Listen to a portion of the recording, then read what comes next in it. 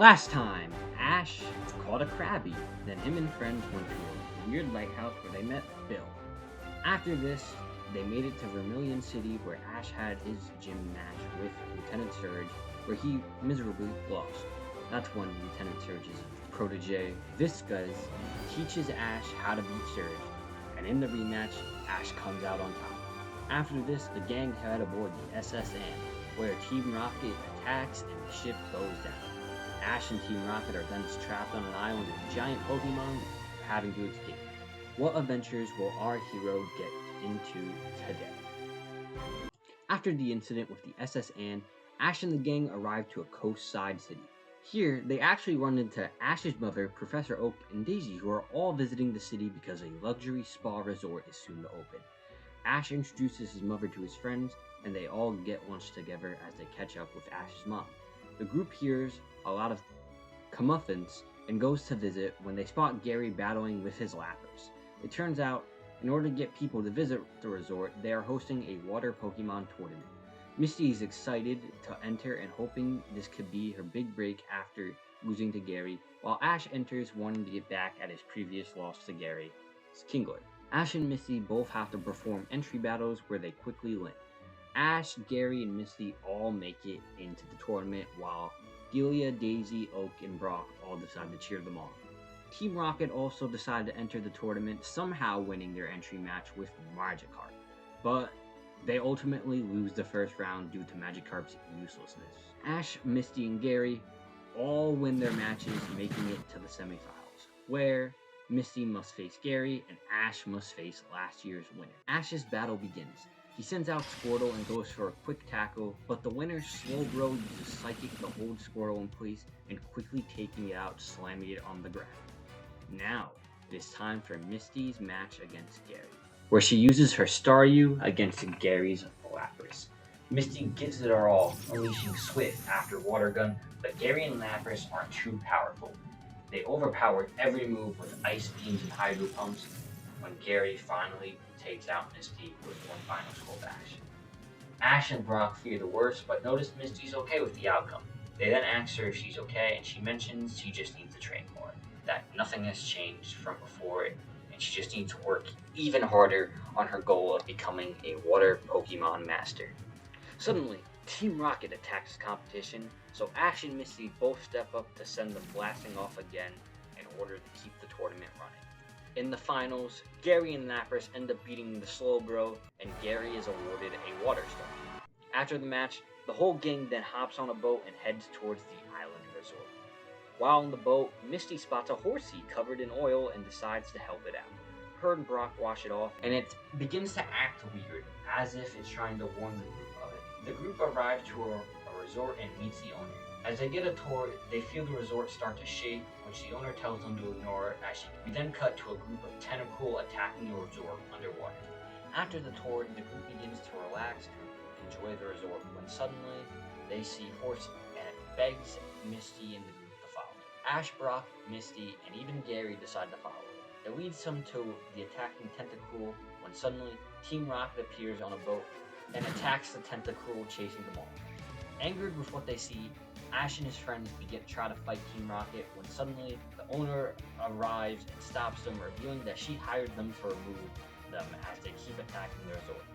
Team Rocket then mentioned to the resort owner that they have one final plan to remove all the Tentacruel once and for all, but they're going to need a little extra money, which the resort owner gives them reluctantly. After witnessing this, Misty and everyone else sit around thinking about why they would be attacking the resort, when Oak actually reveals that this area used to be a resting place for the Tentacruel. This angers Misty, who goes to find the owner and yells at her for invading the Tentacruel's land to build a stupid resort. The owner just shrugs her off and laughs and attempts to get Misty removed from the property when suddenly a giant Tentacruel appears with an army of Tentacruel. It turns out Team Rocket's plan accidentally mutated the leader and made it grow giant. It then grabbed Meowth, and now it is using its telekinetic abilities to send a message to the humans through Meowth. Tentacruel and its army begin destroying the resort. Ash, Brock, and Gary all decide to send out their Pokemon to fight them off, but Misty wants to make peace with the Tentacruel, so Misty finds Horsey and they team up to try to get close and calm it down. Meanwhile, Butterfree, Pikachu, Geodude, Squirtle, Bulbasaur, Zubat, Paris, and Fearow all attempt to fight off Tentacruel to much failure, all of them getting knocked out. That is when Misty appears, attempting to calm them down as she shouts, "Stop! Please! You don't want to hurt us humans. You're just mad your home got destroyed. I'm sorry that us humans had to disrupt your home. I promised you that we would work to fix this." While this happens, Team Rocket shoots a missile, which angers Tentacruel, who sends them blasting off again, and they begin to destroy more of the resort. Gary sits and reflects over the scenario to think of what the best plan is, when he suggests that Ash should have Butterfree use Sleep Powder alongside his Parasect, while all the flying Pokemon use Gust to send it towards Tentacruel. Ash reluctantly agrees, and the group goes through with the plan. Once Tentacruel is asleep, they attempt to go fight it, but Misty steps in the way, begging them not to hurt it and for the violence to stop. She then suggests that she herself will catch it to calm it down, which everyone is fine with. Misty then throws the Pokeball, catching Tentacruel. With the resort now destroyed by the Tentacruel army, all the water Pokemon can now run off and live in peace, back in their home. On the way back to the mainland, Oak has a talk with Misty and mentions that handling that ginormous Pokemon will be an issue, which Misty mentions that she'll try her best to control it, and doing so will be one more step towards her becoming a water Pokemon X. Oak is fine with this answer and decides that she is probably the best person to take care of Tentacruel. And after they arrive back on the mainland, they actually notice Horsey followed them there, so Misty asks if Horsey wants to go along with them and catches it. Before splitting off, Oak does want to see the giant Tentacruel one last time when they learn that it actually shrunk from its monstrous size when going into the Pokeball, but it is still bigger than an average Tentacruel. With Misty now having 2 more Pokemon by her side, Ash, Brock, and Misty say their goodbyes to Delia, Gary, Daisy, and Oak as they continue their travels. Meanwhile, Team Rocket revisit the resort in desperate search for Meowth when they finally found them in the water, drowning. The gang arrived to a small port town in the middle of celebrating a local festival. In order to recover from their hard journey, Ash and his friends decide to participate in the festival. Team Rocket is also interested in the festival, but not for the fun of it, for the attempt to steal Pokemon and make a lot of money. While in this town, Brock and James are both bewitched by a beautiful woman who looks very similar to a beautiful young maiden who is the star of a town's local story. According to the story, the girl Brock and James have fallen for lived 2,000 years ago and has waited for her lover who went missing in war until she finally turned to stone, and still till this day sits there waiting for her lover's return. Every season, the ghost of this girl tries to steal a young man, and this year, James and Brock are the targets. While trying to save their friends, Ash, Misty, Jessie, and Meowth must team up and fight off the ghost girl. What they learn is actually a Ghastly who was once friends with the girl. After chasing off Ghastly, they save Brock and James and all decide to participate in the festivities once again. After the fun festival, the gang continues their journeys when they notice a group of Butterfree flying. After further investigation, it turns out it is actually the mating season of the Butterfree. Ash sends out his own Butterfree in hopes that it can make a friend. After flying around for a bit, Ash's Butterfree takes notice of a special pink Butterfree. Ash and the gang encourage it to make friends, but when it performs the celebratory mating dance, Pink Butterfree rejects it, as she sees Ash's Butterfree as weak and would rather a stronger Butterfree make its partner. Ash's Butterfree grows very depressed as it wants to impress the Pink Butterfree it's fallen for. That is when Brock steps in to teach him how to be a man, while Misty works on its appearance with a makeover, all while Ash cheers up his buddy and wanting his love to work out. Meanwhile, Team Rocket planned to steal every Butterfree and give it to the boss. After their training, Ash's Butterfree is ready to give it one last time. It flies over to the Pink Butterfree with confidence and a fresh new look. That is when Team Rocket suddenly captures all the Butterfree and run off. Butterfree is devastated and wants to go help out its kind, which Ash agrees to. The duo track down Team Rocket and break into their warehouse where they're holding all the Butterfrees hostage. Team Rocket goes to fight Ash and Butterfree, and Ash's Butterfree then work together and use all they've learned together from their experiences with battle to take down Ekans, Coughing, and Magikarp. And after one giant gust, Team Rocket is sent blasting off. The day is saved, and the pink Butterfree goes up to Ash's and performs the mating dance, now wanting it to be his partner. In the moment, Ash realizes something. He must say goodbye to his friend so he can be happy. Butterfree looks back at Ash, seeing what he says, but Ash just gives him reassurance. He tells Butterfree to go and be happy and start a family. Their journey together is over. Butterfree looks back and nods its head and says its final goodbyes to Ash, Misty, Brock, and Pikachu, and flies off with its new home. From the cliffside, everybody waves goodbye as they cry, seeing such a good friend go. Ash sits there in silence, reflecting on his memories with Butterfree. He then looks at Butterfree, the first Pokemon he caught, and besides Pikachu, the Pokemon who has been on his journey with him the longest. He then shouts, "Butterfree, I'm gonna be a Pokemon master, and when that happens, I'm gonna find you and tell you all about it. I promise you, we will meet again, Butterfree." The group, including Butterfree, all cries as it flies off into the sunset. Ash and the gang all arrive at Saffron City, where they are stopped by Team Rocket posing as greeters of the town. Ash and the gang get trapped in a room where Team Rocket takes Pikachu. Suddenly, a little girl appears and she then sends out an Abra, and Abra quickly takes down Team Rocket and makes them disappear, while sending Ash and his friends to the gym. Ash goes to enter the gym when a man stops him to warn him about the gym leader, Sabrina. Ash shrugs it off and then heads into the gym. He enters and sees the gym leader, Sabrina. The little girl from earlier then suddenly appears and sits in her lap. Ash asks if they're sisters when Sabrina just looks at her. She then says to begin the match. The little girl then asks to make a deal with Ash. If he loses, they will play together. Ash, not realizing what she was talking about, agrees. Sabrina begins the match with her Abra, while Ash sends out Charmander. Ash calls for a flamethrower, but Abra just keeps teleporting out of the way. Ash calls for another, and Abra teleports again. Ash can't land a single hit on Sabrina, when suddenly she calls for Abra to use Psychic. She picks up Charmander and slams him on the ground until he is knocked down. With one Pokemon down, Ash desperately sends out Pikachu and calls for a Thunderbolt, which Abra keeps avoiding, similar to the Flamethrowers. That is when Sabrina recalls Abra and sends out Kadabra. Pikachu charges up a Thunderbolt, but is caught by Kadabra's Psychic and is sent back. Pikachu charges with a Quick Attack, which Kadabra then teleports to avoid, catching Pikachu. He then slams Pikachu on the ground, similar to how Abra did Charmander, winning Sabrina the match.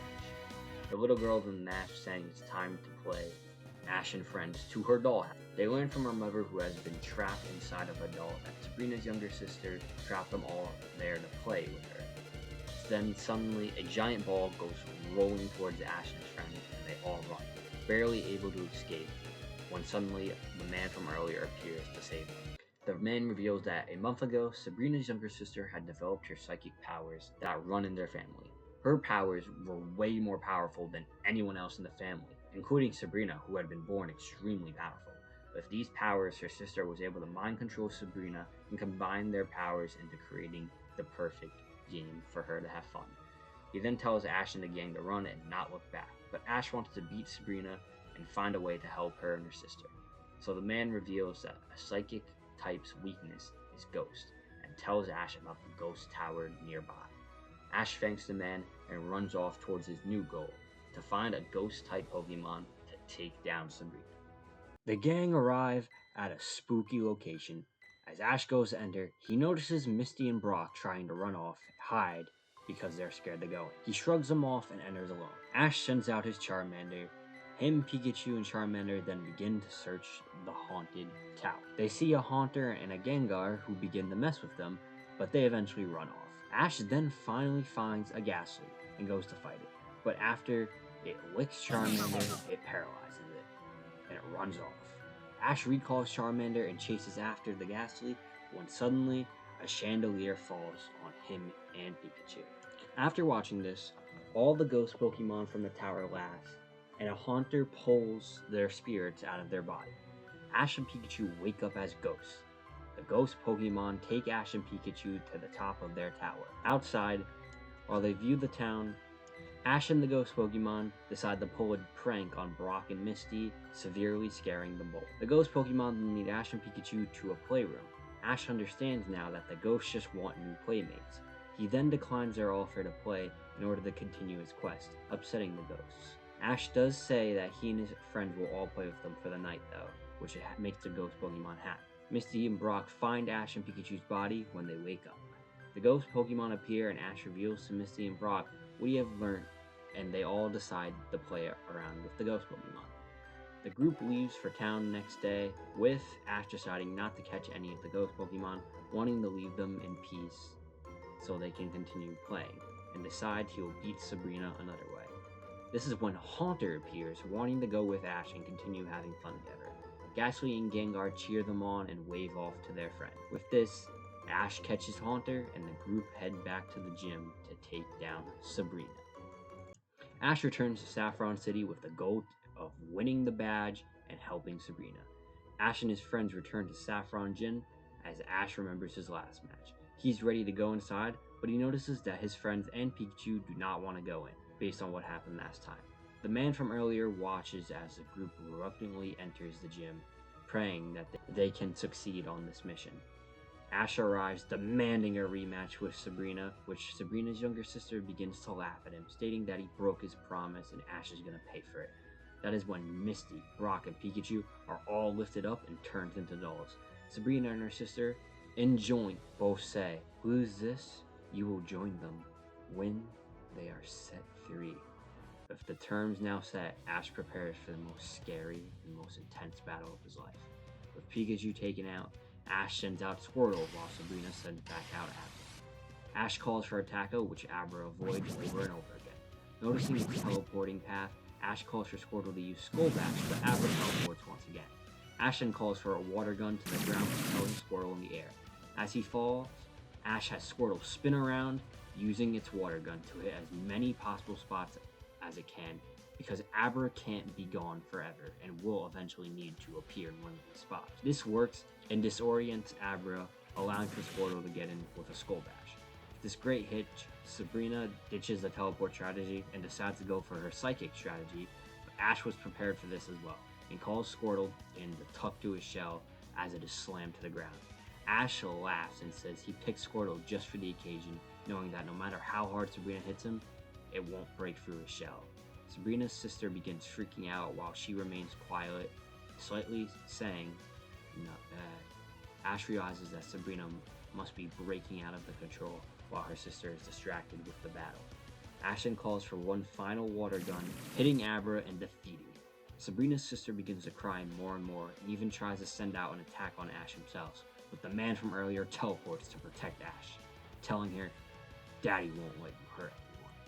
Ash is shocked by the revelation that he is her father, and he looks at him in pure confusion how this kid could be such an idiot. He then tells Ash to finish the battle and that he'll make sure that his daughter won't hurt him. That is when he is turned into a doll, adding it to her collection. Sabrina sends out Kadabra after this.